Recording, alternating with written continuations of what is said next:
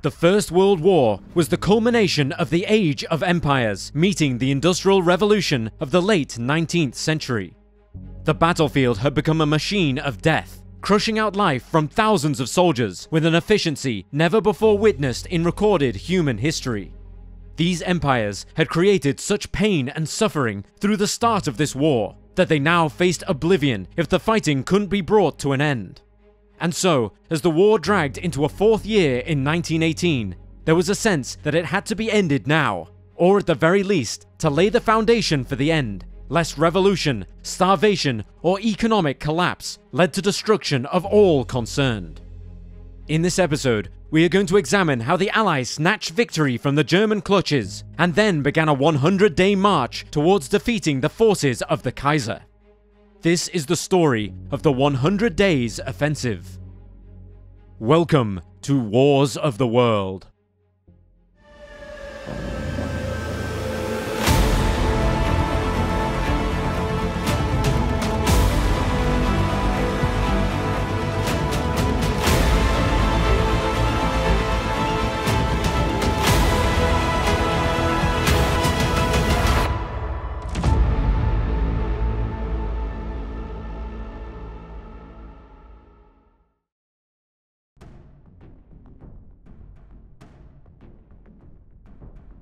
The arrival of yet another year of the Great War was greeted very differently on the opposing sides that were left engaged in the fight for the European continent and beyond. The revolutions in Russia the year before had seen the communists rise to power under the leadership of Vladimir Lenin, who was now the effective head of the country, despite still facing opposition in what was quickly becoming a civil war. The Russian communists sought peace with Berlin and the Central Powers, with this agreement being finalized on March 3, 1918, with the Treaty of Brest-Litovsk, which heavily favored Russia, but allowed Berlin to at least withdraw from the war, in order to focus on finishing off the remaining resistance in their own country, and to consolidate their power. This of course was devastating news to the Entente powers of the British and French empires, and their various allies, such as Italy and Japan, for it meant that the Germans could refocus their efforts and resources against the Western Front, where the war would be won or lost. On the Western Front, Allied morale was particularly low. 3 years of bloody slaughter and repeated promises that the next offensive would see the war over by the following Christmas, that ended up unfulfilled, had left troops disillusioned and bitter, even leading to a mutiny in the French army, while the British were increasingly having to contend with many of its imperial troops wondering why they were dying thousands of miles from home in a war that didn't seem to concern them anymore. The saving grace was that the United States had now stepped into the war, but they were still largely mobilizing to full strength by the time of the Russian peace treaty. Thus, as the treaty was being hammered out by diplomats, German military commanders sensed an opportunity to break through the Western Front with one massive push, defeating the Entente powers before the Americans could arrive in significant enough strength to impact the war. Dubbed the Kaiserschlacht, or Kaiser's Battle, it was to be a spring offensive in order to make the most of the good weather, and would take place less than a month after peace had been secured with the Russians. The offensive was hardly a secret. Such was its scale that it became impossible to conceal it. British soldier Richard Tobin later recalled the mood in the trenches as the Germans went about their meticulous preparations. Quote, "In the trenches at night, when the wind was in the right direction, we could hear the German trains and transport rumbling up their great army that was going to sweep us into the sea. We were grim, we were determined. Behind us lay the old Somme battlefields, every yard soaked with British blood, shed through almost 2 years of hard battle." End quote. In the early hours of March 21, 1918, the Germans began an immense bombardment of the British and French lines. The German gunners were now far more experienced than they were 3 years prior, and their guns smashed the opposing trenches, severing communications in key areas and leaving pockets of troops cut off from support. Blessed with an early morning fog to aid in their concealment, the German infantry then came out of their trenches after the British and French had been bombarded for almost 5 straight hours. The offensive was largely focused on the British army positioned between the Somme River and the English Channel, hoping to decisively defeat the British and force them to retreat home, and in doing so, forcing the French to then negotiate for a peace favourable to Germany. with the Germans able to redeploy 50 divisions from the now defunct Eastern Front. The Western Front heaved and then broke under the German onslaught. The Germans made great use of their stormtroopers, specially trained and hard-fighting men who could punch holes in some of the weaker sections of the Allied lines, in order to allow follow-up troops to pour in and outflank their enemy. Almost straight away, the Allies were in trouble. The British 3rd and 5th Armies, who were positioned just north of where the British and French lines met, found themselves in a fighting retreat, trying desperately not to get outflanked by the rapid advance of the German troops. Despite this, on the first day alone, the British suffered 21,000 taken prisoner, over 10,000 wounded, and over 7,000 killed. Within days, the Germans were seemingly on the verge of achieving a stunning victory, the Allied lines having been redrawn as much as 12 miles in some areas, an astonishing feat for the day. Realizing he could not meet the threat alone, British Field Marshal Douglas Haig, the Supreme Commander of the British Expeditionary Force, was forced to accept French General Ferdinand Foch as the Supreme Western Front Commander on March 26th, in order to harmonize the overall Allied response to the increasingly perilous situation. However, the German success was not fully exploited, preventing it from becoming the disaster it could have been for the Allies. German leaders had no overall objective other than to simply win the war, and so specific tactical objectives were constantly changed, leading to confusion. Additionally, the stormtroopers suffered constant supply issues that slowed them down, while some of the more fortified Allied positions remained relatively intact. This led to a hastily organized attack against the British 3rd Army at Arras on March 28th, in an effort to widen the German breach in the line, this proving a failure and resulting in heavy German casualties. Over the following months, the attack would repeatedly slow in the face of stubborn Allied resistance. Their efforts were only further hampered by a growing lack of fuel for their vehicles, and in particular their aircraft to monitor Allied movements, correct artillery barrages, and fend off Allied aircraft trying to do the same. By July, further offensives succeeded in crossing the Marne River, but an Allied counterattack that involved hundreds of the revolutionary French Renault FT tanks blocked their advance, and the momentum was lost. The exhausted German army now had to defend the newly established salient against well-supplied Allied troops pecking away at them with snipers, artillery, mortars, and bombers. In short, they had lost their only opportunity to win the war decisively in 1918. Now it was the turn for the Allies.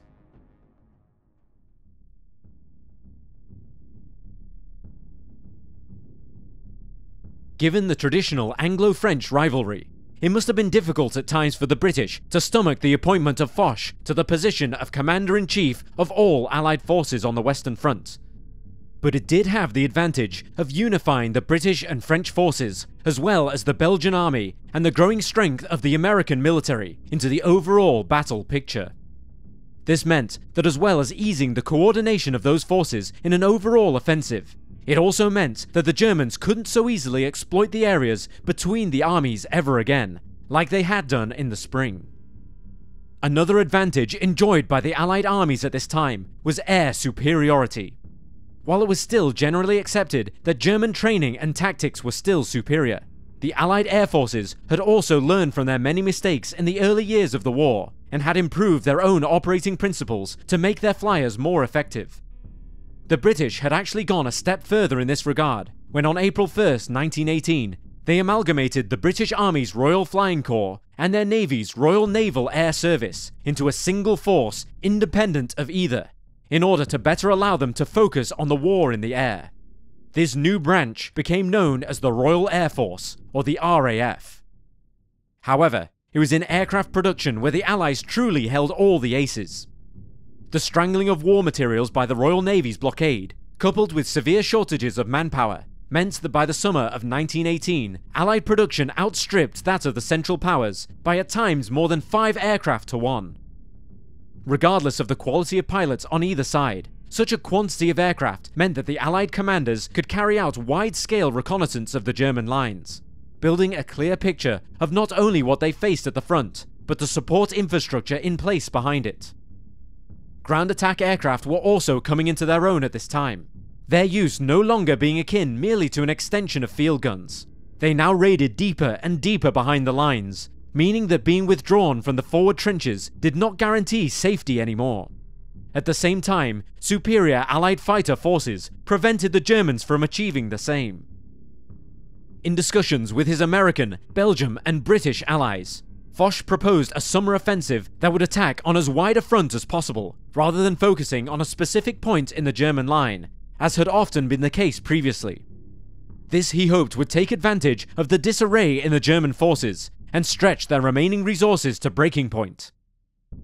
The Germans were still recovering from their spectacular but costly spring offensive, while the Allies were welcoming more and more American troops into their ranks, who were now arriving in such strength as to more than even out the playing field following the end of the Eastern Front for the Germans. By August, when this planned offensive would take place, there would be up to 1.4 million US troops bolstering the tired British, Belgian, and French forces. However, the Western Front was no longer simply a game of throwing as many troops at the enemy as possible, hoping that some would survive long enough to achieve their objectives, as had been the case in previous battles. The newly matured inventions of the battlefield, aircraft, tanks, and the old tried and tested artillery would work in conjunction with one another to maximize their effectiveness. Aircraft would coordinate with the artillery, communicating instructions to keep the gunners on target, greatly reducing wasted shots and improving their effectiveness. Meanwhile, the tanks would trundle through fortified positions, opening holes in the line for the infantry to pour through.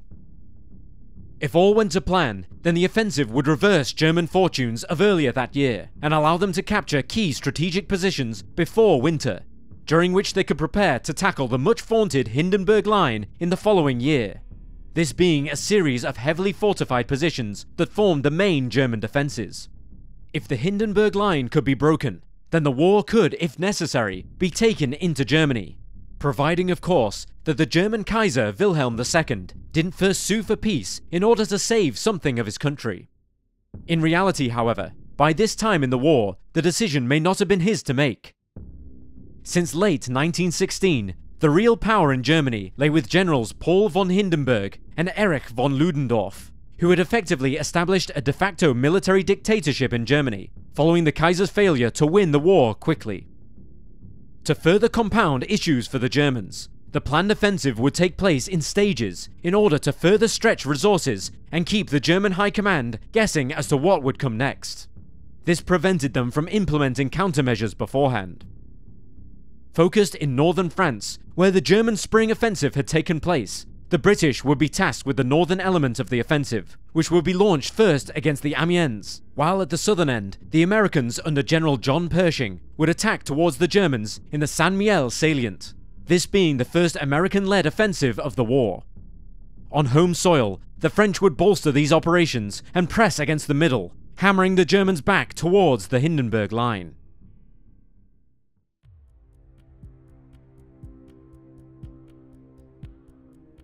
By August, it was the German army's morale which had plummeted to rock bottom. Having struggled with supply issues, the capture of Allied trenches during the spring offensive revealed to the Germans just how well supplied the Allies were in comparison to themselves, and no amount of German propaganda or patriotism could conceal the fact that they struggled to receive bread, while Americans and Australians were receiving care packages from home. The question on all of their minds at this point was, did they have enough supplies to withstand the inevitable Allied offensive that everyone knew was coming? They would start to find out on the morning of August 8th. At 04:20 hours, British Empire forces, predominantly comprising Australian and Canadian infantry, working in conjunction with British armour and along with some French units, struck out at German positions on the eastern side of the River Somme. The British Empire forces had over 2,000 field guns and some 534 tanks to throw against the Germans, who were taken almost completely by surprise, thanks to a thick, early morning fog that concealed their approach to the last minute. Some Canadian troops even captured a group of German officers while they were still sitting eating breakfast, having been blissfully unaware of the oncoming storm. By the end of the first day, the Allied forces had advanced up to 8 miles in some sectors, but crucially, by the time the battle was suspended on August 12th, and the British Empire and French units redeployed, a staggering 30,000 Germans had been captured. It was a decisive victory that reinvigorated the Allies and smashed the Germans' will to continue, leading Erich von Ludendorff, who is now the effective commander of the German armed forces, to decree that August 8th would be remembered as the Black Day of the German army. But of course, this was only the beginning.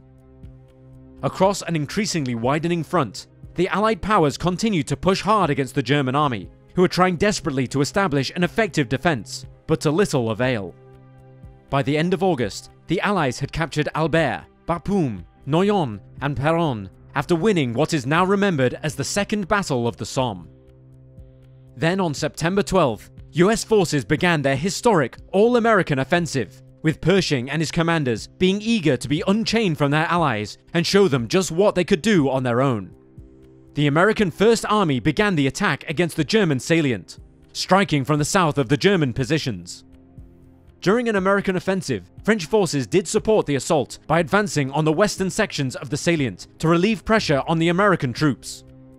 One of the Americans' primary objectives was to capture the French city of Metz, which was an important railroad center that Germans used to control transportation and communications in the region, and this led to the salient being squeezed in this general direction. Unable to withstand the sheer power of the forces pitted against them, German defenses collapsed, and within 3 days the battle was over, with the Americans achieving all of the objectives that they had set out to accomplish.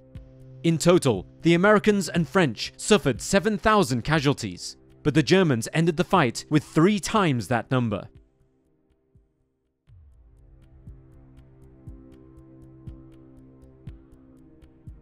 These rapid successes came as a surprise to many, including Foch himself, and sensing an opportunity, he decided to reevaluate his battle plans.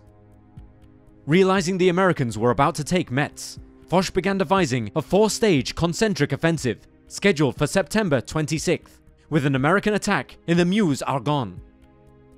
Keeping up the pressure, the British 1st and 3rd armies would strike eastward against the Hindenburg Line towards Cambrai the next day, to be followed by an attack in Flanders on September 28th. Given that this Allied summer offensive was turning into a rout of the German army, Foch felt that this time the war could truly be over by Christmas. Inspired by their earlier success, Pershing's troops joined their French comrades and attacked the Meuse-Argonne, but sadly, here is where the offensive began to falter. Constrained by the Argonne forest, which hindered both sides' movement, the offensive proved to be rather disorganized, while German resistance, taking advantage of the environment, stiffened. With the British striking out towards Cambrai and the French advancing on Flanders, and thus scuppering his own plans for an offensive there, von Ludendorff met with von Hindenburg on September 28th to explain the strategic picture as he now saw it. Once finished, he concluded that the only option left to save the German army in the face of the overwhelming Allied onslaught was the unthinkable one: to seek an armistice. Soon after this meeting, von Hindenburg began exchanging a series of diplomatic notes with the Allies to begin negotiating for an end to the war, while on all fronts, German troops were looking to retreat to the Hindenburg Line and their last hope for holding off the Allied armies. However, no solace was to be found, as the Allies struck at the line at the St. Quentin Canal the day after the meeting on September 29th. The British 3rd and 4th armies, supported by Australian and American troops, met dogged resistance over a period of 2 weeks before achieving their objectives and breaching the line for the first time. This success led to the instigating of the Second Battle of Cambrai on October 8th, which lasted only 2 days. Again, conducted by the British 3rd and 4th armies as well as the 1st Army, the Allies had a numerical superiority over the Germans of 3-1, and they were able to take the city and the surrounding area quickly. Although the retreating Germans were able to slow their advance in the fighting to the northeast in the days after. Meanwhile, the Battle of the Meuse-Argonne region entered a second phase, with a renewed Allied effort beginning on October 4th. Attacking in waves instead of all at once, eventually the American divisions were able to finally push back the Germans, until on October 24th, they had regained full control over the region. From that point forward, American and French troops continued pursuing a retreating German army, taking on more ground almost every day, but it cost them dearly. In all, the United States suffered over 122,000 casualties during the Meuse-Argonne offensive, including over 26,000 deaths, which made it the deadliest campaign in US military history, only losing that title to the Normandy invasion over 25 years later.